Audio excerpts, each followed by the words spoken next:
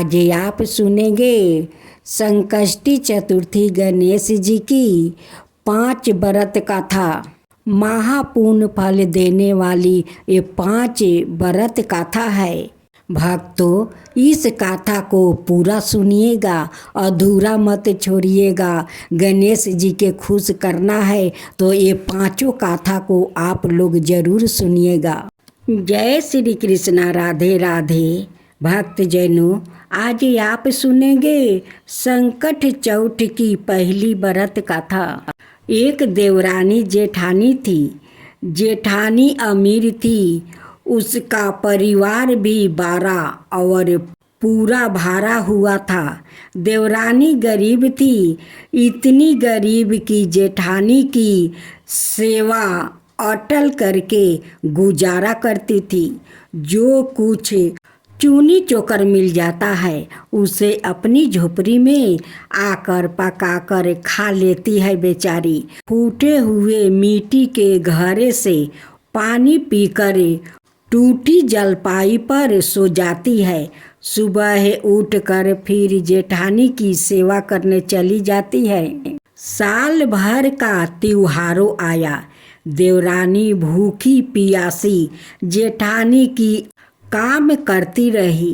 रात को जब आने लगी तो और दिनों की तरह उस दिन तो चूनी चोकर भी नहीं दिया।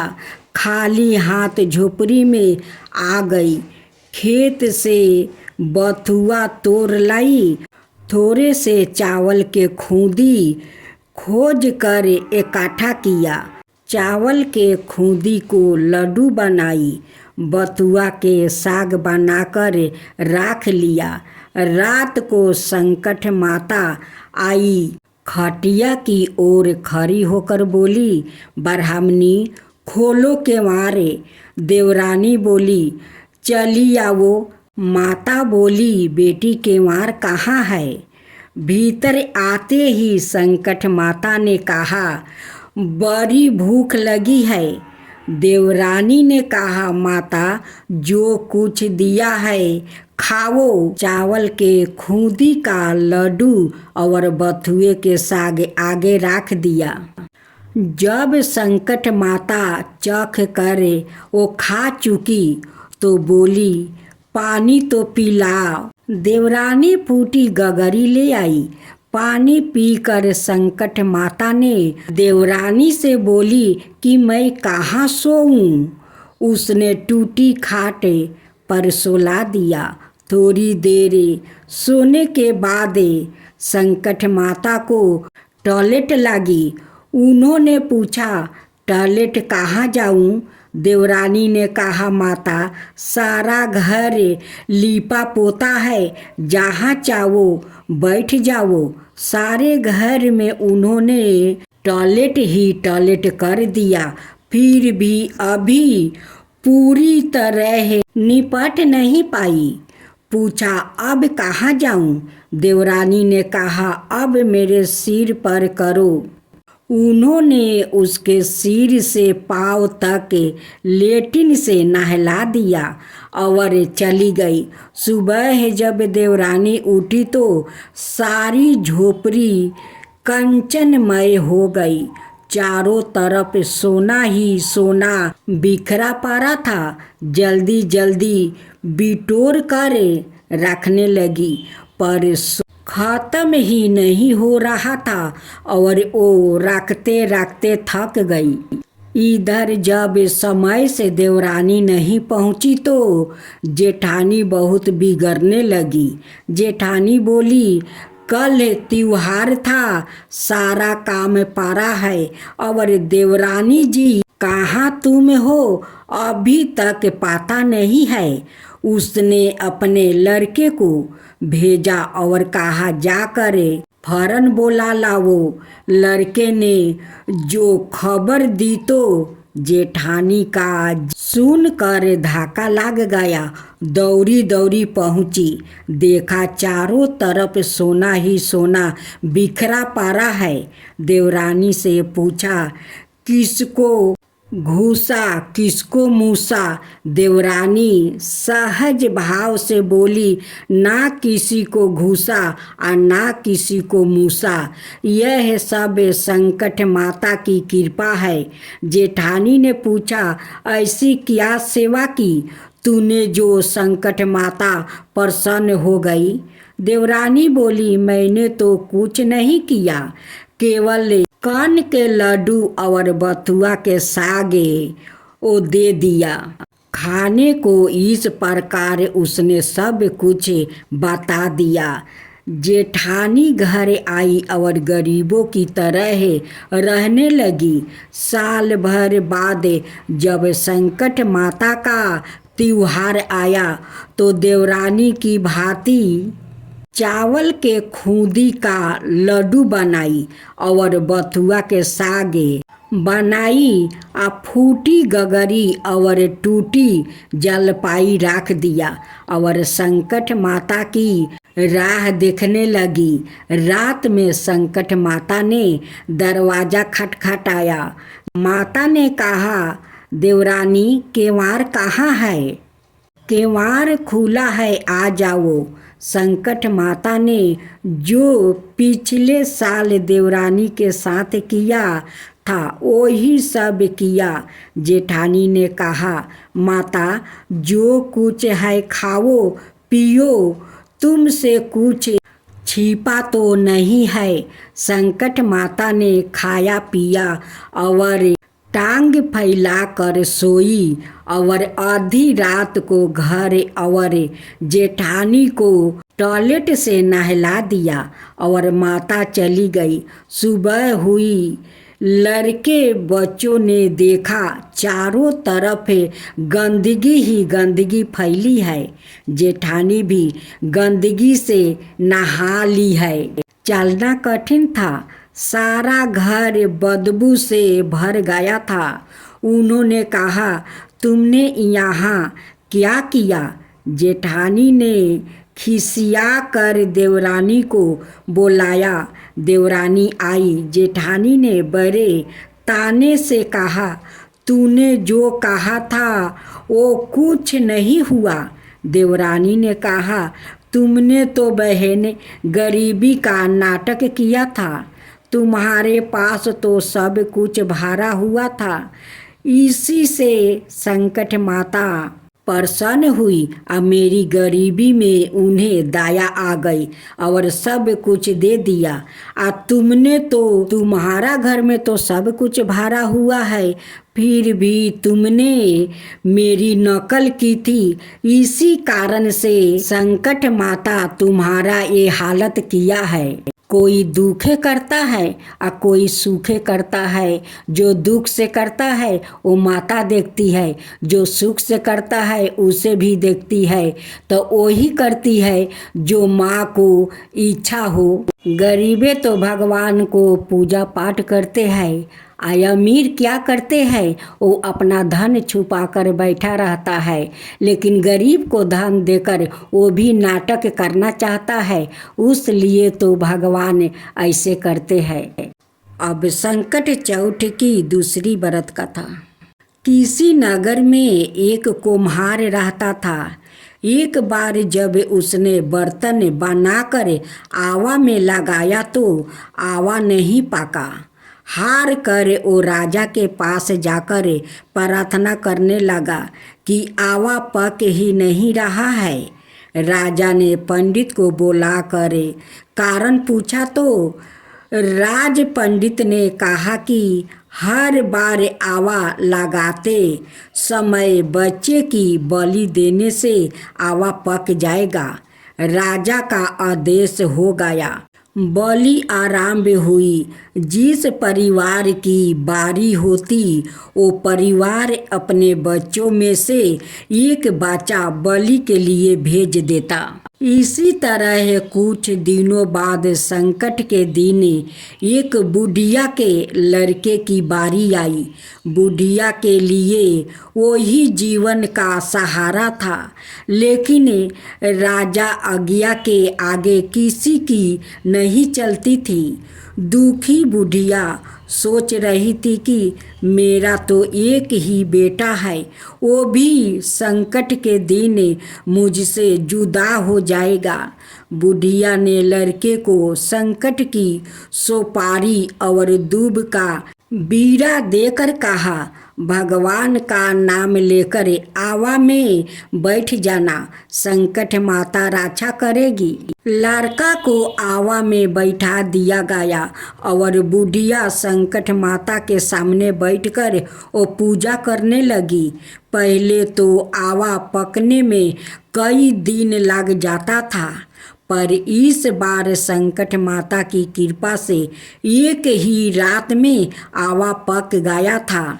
सवेरे कुम्हार ने देखा तो हैरान रह गया, आवा पक गया था। बुढ़िया का बेटा भी सुरक्षित था और अनाए बालक भी जीवित हो गया था। नगर वासियों ने संकट की महिमा स्वीकार की और लड़के को भी धन माना। तब से आज तक संकट की विधि विधान से पूजा की जाती है। अब संकट चौथ की तीसरा व्रत का था। एक ब्राह्मण था, उसके एक ही लड़का था। वो बहुत गरीब था। उसका लड़का राजा के यहाँ काम करता था, पर पैसे बहुत कम मिलते थे। खाना पीना मुश्किल से चल पाता था। संकट का त्योहार आया, ब्राह्मणी बरतते रही, घर में कुछ नहीं था। उसने अपने लड़के से कहा कि जब राजा के यहाँ से काम करके चलना तब थोड़ा सा तिल और गुड़ मांग लेना, जिससे हम पूजा तो कर लेंगे। लड़का राजा के यहाँ काम करने पहुँच गया। दिन भर काम करने के बाद वो एक भंडार में घुस गया। भीतर से दरवाज़ा बंद कर लिया। वहाँ तो सारी चीज़ें भरी पड़ी थी, पर उसको चोरी की आदत तो नहीं थी। सोच रहा था, चोरी करूं तो कैसे करूं। जेठ का महीना, चोरी जैसा भयंकर पाप कैसे करूं। बार बार वो कहता, तिल चोराऊं तो पापे, गुड़ चोराऊं तो पापे, जेठ का महीना क्या चोराऊं। पहरादारों के कानों में ये बात सुनाई पड़े। उन्होंने राजा को बुलाया। राजा ने सुना, दरवाज़ा खटखटाया और पूछा, तुम कौन हो। लड़के ने कहा, मैं आपके यहाँ काम करता हूँ। मैं बहुत गरीब हूँ। मेरी माँ आज व्रत है। उसने कहा था राजा के यहाँ से थोड़ा सा तिल और गुड़ चोरा लाना तो मैं संकट की पूजा करूँगी। पर मैं बहुत देर से सोच रहा हूँ, जेठ का महीना है, तिल चोराऊं तो पाप है और गुड़ चोराऊं तो पाप है। राजा ने कहा, मैं कैसे विश्वास करूं कि जो तुम कह रहे हो वो सही है। लड़के ने कहा, आप अपने आदमी को मेरे घर भेजकर पूछवा लीजिए। राजा ने आदमी को घर भेजा। आदमियों ने बुढ़िया को पुकारा। बुढ़िया ने कहा, मैं बाहर नहीं आ सकती, मेरी कपड़े तो फटी है। आदमियों ने लौट कर राजा से कहा। राजा को याद आ गई। राजा ने कहा, गाड़ियों में जितना चाहो माल लदवा लो, सब तुम्हारा है। घर जाकर माँ से कहो कि खूब विधि से संकट माता की पूजा करे और सुख से जीवन व्यतीत करे। अब तुम्हारे चोरी करने की जरूरत नहीं है।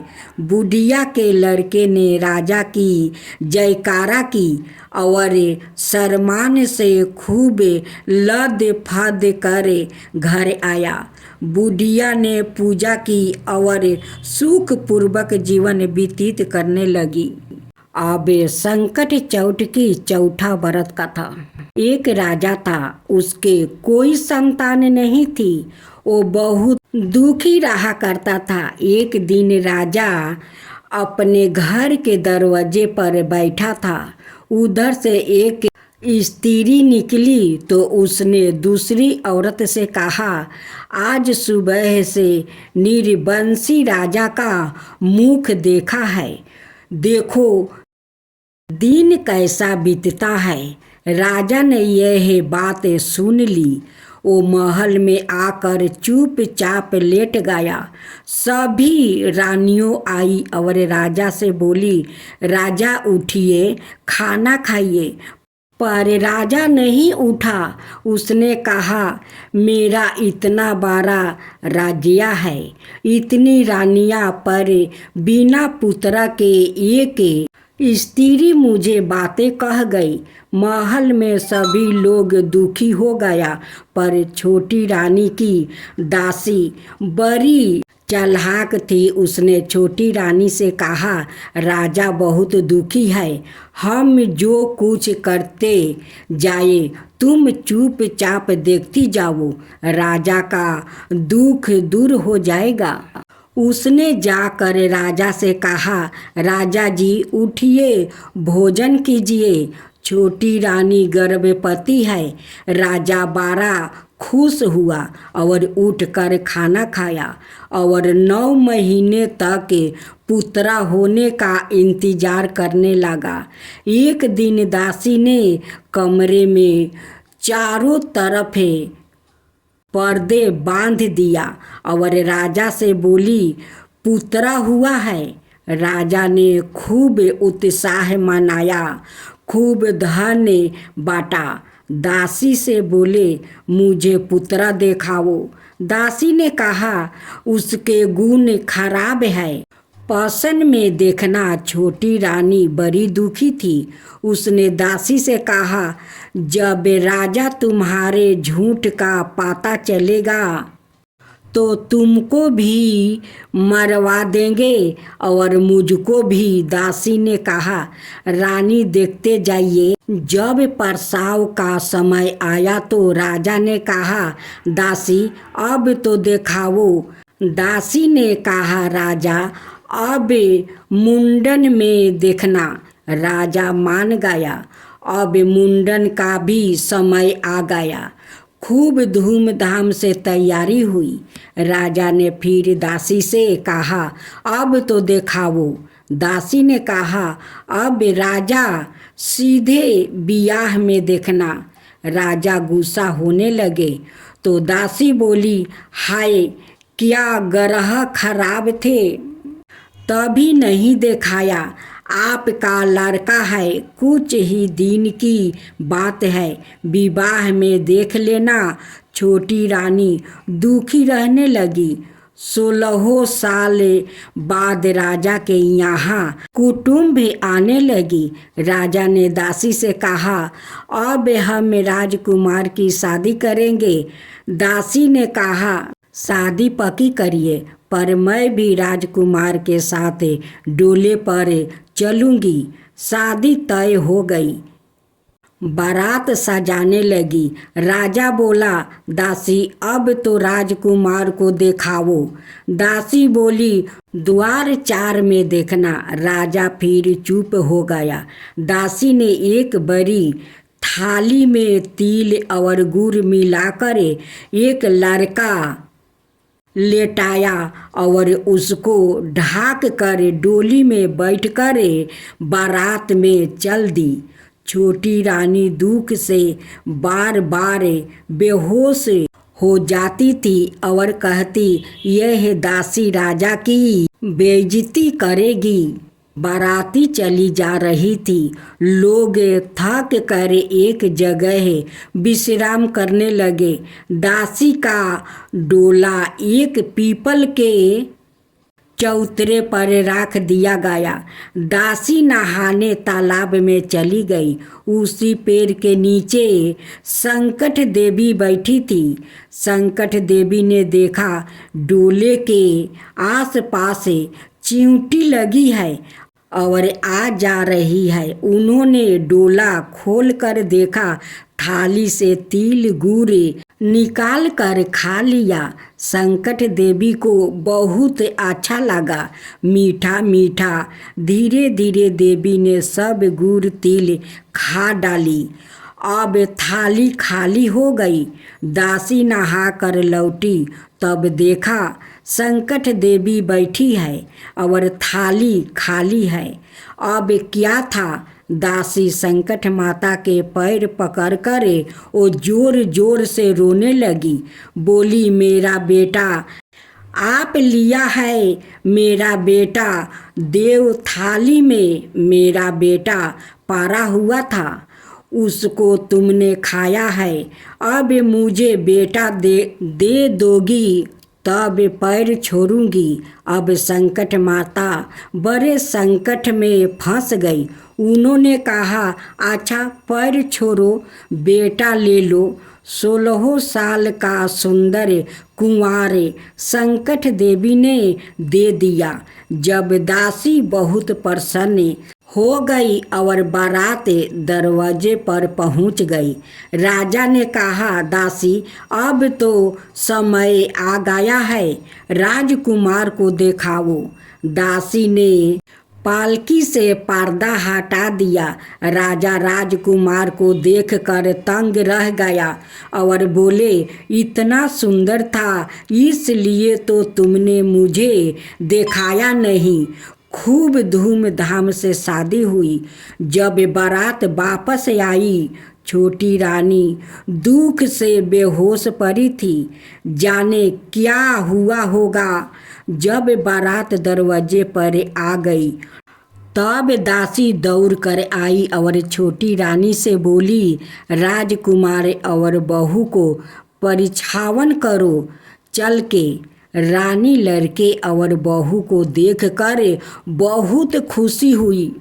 दासी ने कहा, रानी हम सावा सेर आटा का लड़का बनाकर ले गई थी, तुम 1.25 मन का तिल गुड़ का बनाकर सबको प्रसाद बांटो। संकट माता की कृपा से तुम्हें पुत्र मिला है। जय श्री कृष्णा। राधे राधे भक्तजनों, आज आप सुनेंगे जेठ संकष्टी गणेश चतुर्थी व्रत कथा।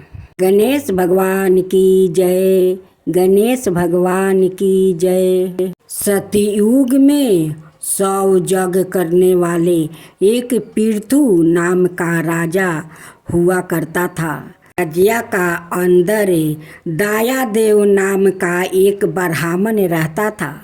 वेदों में निष्णात उनके 4 पुत्र था।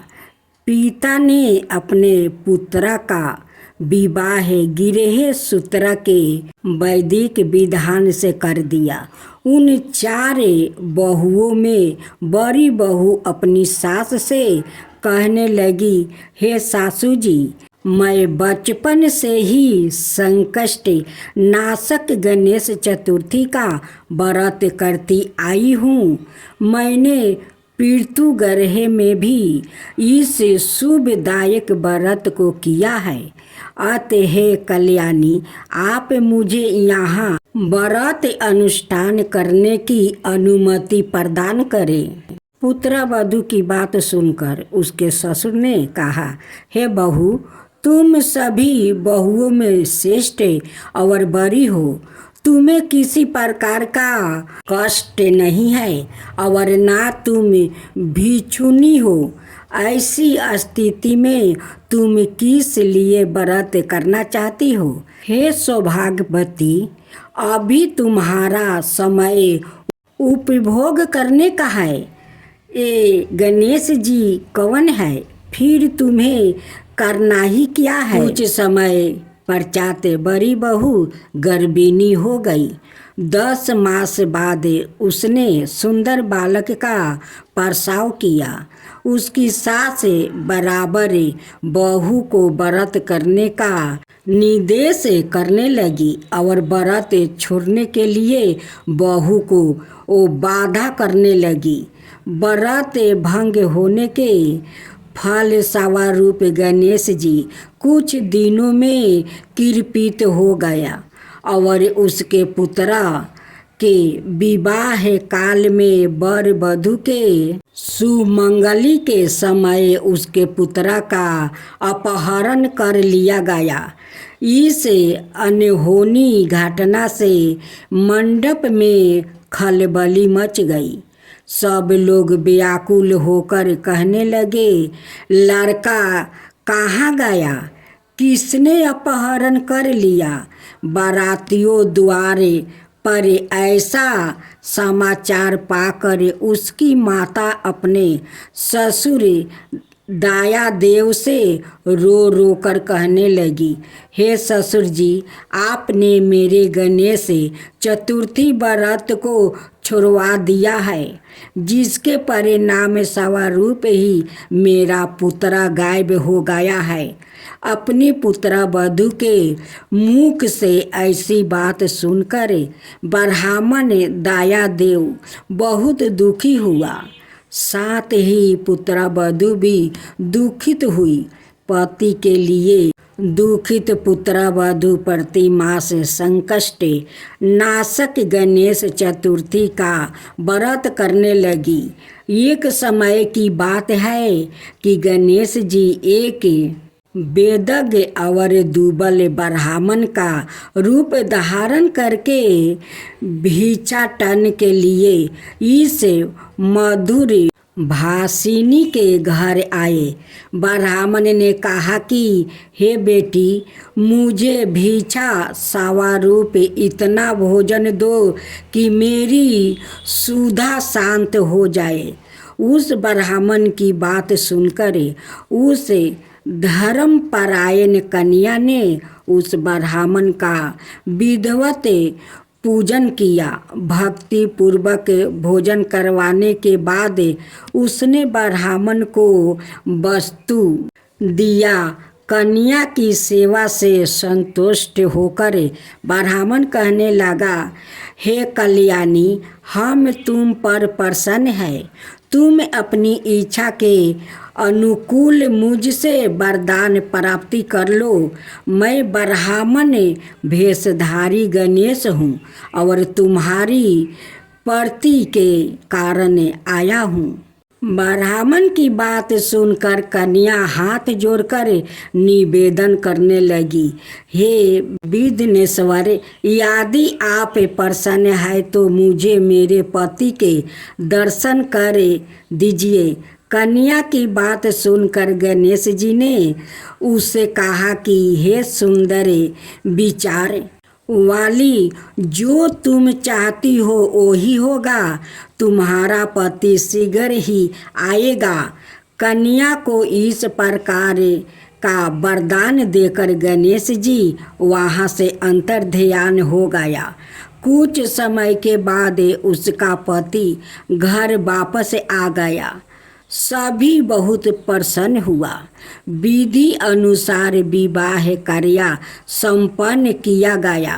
इस प्रकार जेठ मास की चौथ सभी मनोकामनाओं को पूर्ण करने वाली है।